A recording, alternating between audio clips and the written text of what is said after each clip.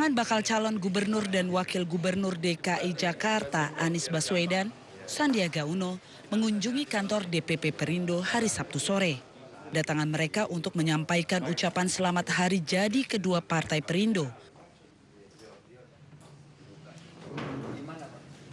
Mengucapkan selamat ulang tahun, 2 tahun perjalanan Perindo ini mudah-mudahan bisa menjadi contoh bagaimana membangun sebuah organisasi partai politik yang masif, dan salut kepada semua pimpinan Perindo yang sudah mengelola ini dengan sangat baik. Anies juga menyampaikan penghormatan dan rasa kagum kepada para pengurus Partai Perindo. Kedatangan Anies dan Sandi disambut Ketua Umum Partai Perindo Haritanu Sudibyo beserta jajaran pengurus Partai Perindo lainnya. Dalam kesempatan itu, Haritanu Sudibyo mengungkapkan Jakarta membutuhkan pemimpin yang memberikan solusi untuk berbagai permasalahan yang ada. Menurut Haritanu Sudibyo, pasangan Anies Sandi mampu melakukan hal tersebut. Tentunya terima kasih Pak Anies, Pak Sandi hadir di kantor pusat Perindo, dan kami berbincang-bincang mengenai tentunya Pilgub ya nanti ini yang tahun depan, dan tentunya kami berikan masukan dalam pandangan kami ya, saya pribadi maupun Perindo. Haritanu Sudibyo berharap Pilkada DKI Jakarta dan pilkada lainnya bisa berjalan dengan baik dan maksimal. Tim Liputan MNC Media memberitakan.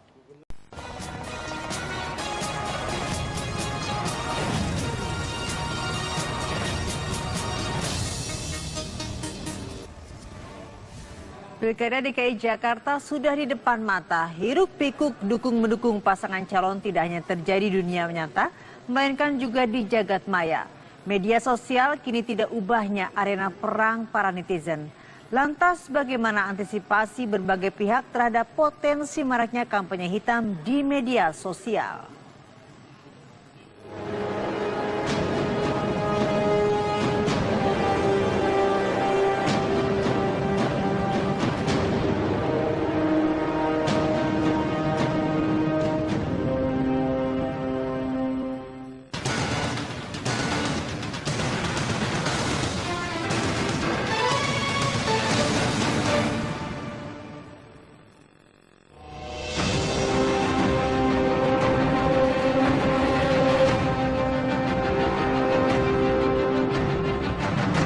Tudingan hadirnya teroris sosial media menguat seiring semakin sengitnya 3 kubu berebut DKI 1. Makin hari jagat maya kini pun kian dikotori dengan komentar saling sikut antar pendukung, sinis hingga ucapan menjatuhkan menebarkan kebencian. Sosial media penuh dengan meme sindiran. Berita di media menjadi ajang adu perdebatan tak sehat. Bila menguntungkan, pujian selangit tak sungkan diberikan. Di sebaliknya, jika menyudutkan, bully tidak dapat dihindarkan. Pembunuhan karakter juga menjadi hal biasa bagi siapapun yang berbeda pilihan dan pandangan. Seperti inikah potret media sosial di Indonesia saat pesta demokrasi tiba? Berkata tanpa etika. Pilkada di kita ini lucu gitu, seakan-akan menghalalkan segala cara. Di dalam, kalau saya mohon maaf ya, saya kan menganggap demokrasi kita ini demokrasi oligarki fulus-mulus gitu. Nah, kalau sudah acuannya seperti itu dan semua kaidah kita laprak, ya kan, kita akhirnya berkomunikasi publik secara benar atau tidak. Itu aja.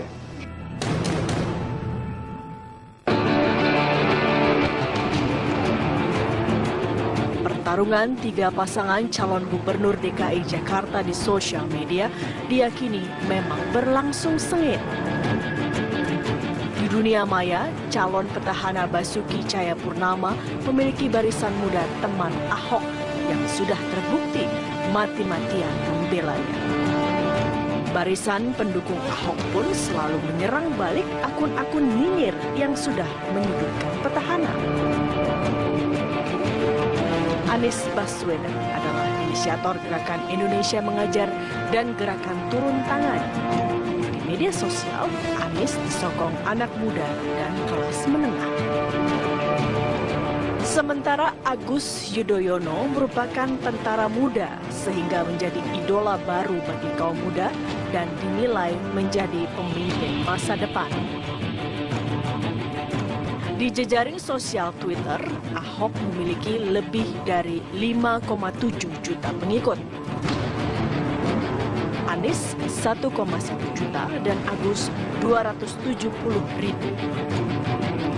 Sementara di Instagram pengikut Ahok 1,1 juta, Anies 112.000 dan Agus 1,6 juta. Dari segi udara ini harusnya adalah strategi untuk membentuk opini sebenarnya. Mensosialisasikan kampanye, baik itu kampanye positif, kampanye negatif. Kampanye positif itu kampanye untuk menyampaikan sisi kelebihan, kekuatan kandidat yang bersangkutan atau oleh timnya. Kalau kampanye negatif adalah menyerang lawan. Nah, media sosial kita itu harus kita dorong kampanye negatif, bukan kampanye hitam. Karena nggak mungkin kampanye positif aja kan, pasti ada yang negatif kan. Kampanye negatif itu dia menyerang lawan, tapi berbasis data, fakta. Wah, kinerja dia nggak rendah, ini buktinya. Wah, dia ketika memimpin nggak tepat, begini, ini datanya. Kita menawarkan begini, itu positif. Tapi kalau kampanye hitam, itu fitnah, tidak ada datanya, itu menggerus demokrasi kita menurut saya.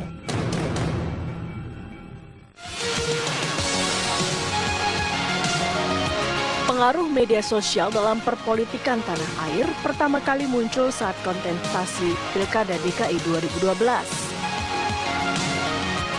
Ketika itu, pasangan Joko Widodo Ahok berhasil mengalahkan pasangan petahana Fauzi Bowo dan Nahdlatul Ramli. Salah satunya ditenggarai berkat gencarnya kampanye melalui media sosial. Sejak itulah dikenal istilah buzzer atau netizen yang mampu menggerakkan orang lain. Perang netizen mencapai puncaknya saat pemilihan presiden 2014 yang mempertemukan Joko Widodo melawan Prabowo Subianto. Berkaca dari pengalaman, media sosial bisa menjadi pisau bermata dua. Jika tak bijak, publik akan disuguhkan perdebatan dangkal antar buzzer. Lantas, bagaimana langkah antisipasi calon bila ada pihak yang menyerang dengan kampanye hitam?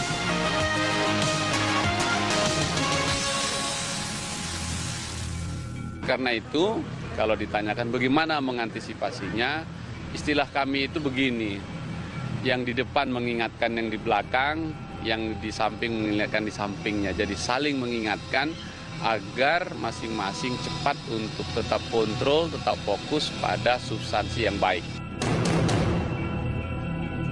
Kita sosialisasikan tentang positif campaign dari tim kita dulu, sehingga mungkin teman-teman yang lain bisa mengikuti.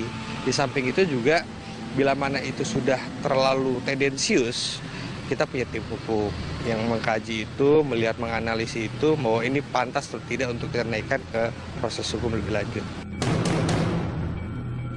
Disosialisasi bagaimana kemudian kepada masyarakat dan juga kepada pendukung kita, kepada tim relawan kita, ya, agar kemudian mematuhi ya rambu-rambu yang ada di medsos. Kita tidak boleh memfitnah, kita tidak boleh ke black campaign, kita tidak boleh mengusung isu sara. Ya, itu yang pertama kita lakukan adalah kemudian menjadikan tim kita itu tidak berbuat seperti itu, gitu.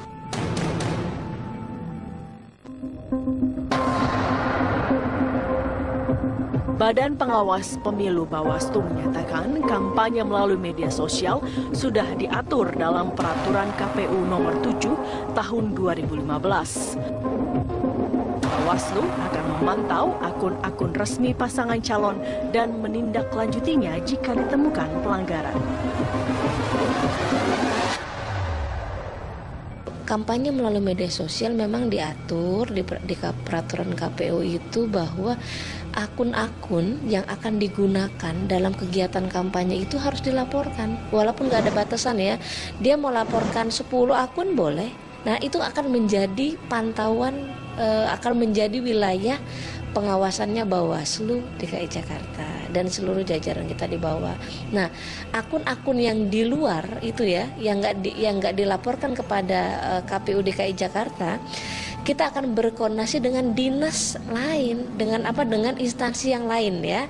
Dalam hal ini Kominfo, misalnya kan di DKI Jakarta ini kan adalah dinas Kominfo DKI Jakarta. Kita akan berkoordinasi ini Bu, bagaimana ngatasinya selain kita punya tim sentra Gakumdu dalam konteks penanganan pelanggaran.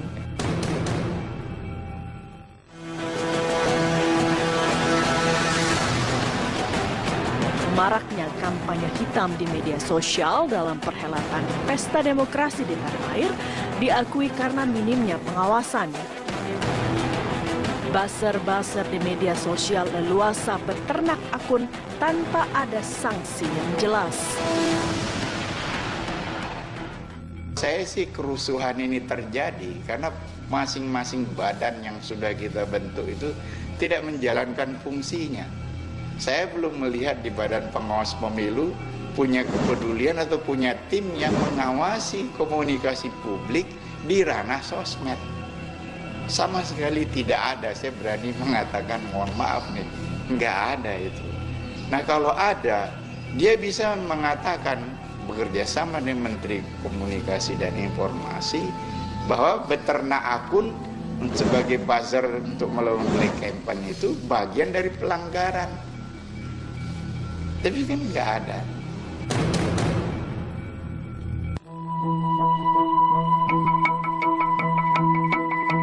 Lantas, apakah kampanye hitam di medsos berpengaruh terhadap tingkat keterpilihan? Media sosial itu biasanya kelas menengah ke atas, secara pendidikan terutama, jumlahnya sedikit. Tetapi dia memberikan secara kuantitatif jumlah sedikit, tapi secara kualitatif dia memberikan dampak. Dia mempengaruhi kelas di bawahnya. Dia menggiring opini. Nah karena itu ini tetap penting, tetapi juga bukan faktor utama. Si kandidat harus tetap turun sosialisasi ke lapangan.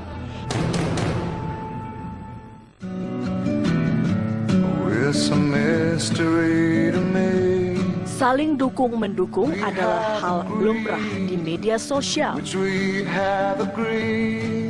Jangan sampai perbedaan cara pandang memicu perpecahan.